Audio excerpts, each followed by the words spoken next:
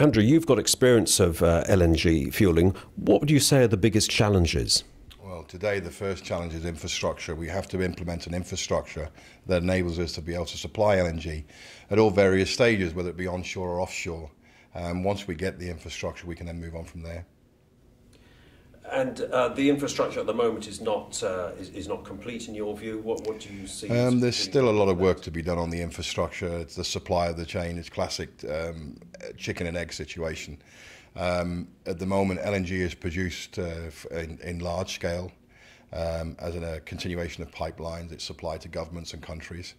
With small scale LNG, is where you are with LNG marine fueling, it still has to have that small scale infrastructure, and that's the infrastructure that needs to be implemented. It is developing. There are companies already working towards that, and we do see LNG being distributed now in small scale form.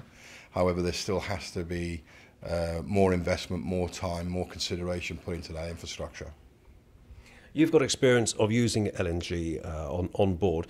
What about crew capabilities? Are there training needs for that?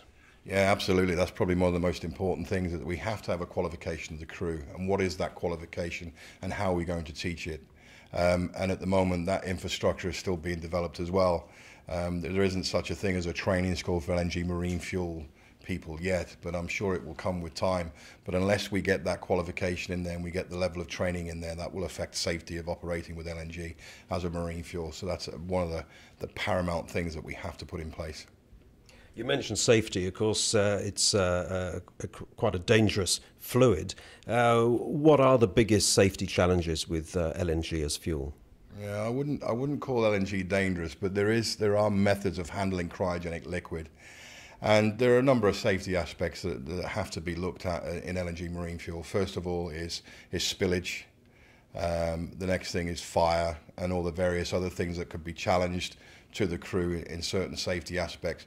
But you have to have these implementations in place, such as ESD operations. How do we react to ESD, which is emergency shutdown procedures? How does that work? How do you have anti-spill technology? How do people handle LNG? There are two things LNG doesn't like: water and carbon steel. And what is it surrounded by? Water and carbon steel. So spillage is a massive concern, both on the water and also on the deck. If it's spilt on the deck, you've got the risk then of brittle fracture to the structure of the vessel. If it's spilt on water, you've then got the possibility of rapid phase transition. You've then also got the possibility of delayed ignition, which could be a major concern and could cause significant issues and problems. So all of these issues have to be addressed. And there's other things that we have to do. We still don't understand what the dry docking procedures are for LNG marine fuel vessels. We still don't have a salvage procedure for marine fuel vessels, so all of that has to be implemented. And we have to recognise and understand what that qualification is, and the level of people that are going to operate with LNG have to be trained to the highest standard, and safety has to be paramount.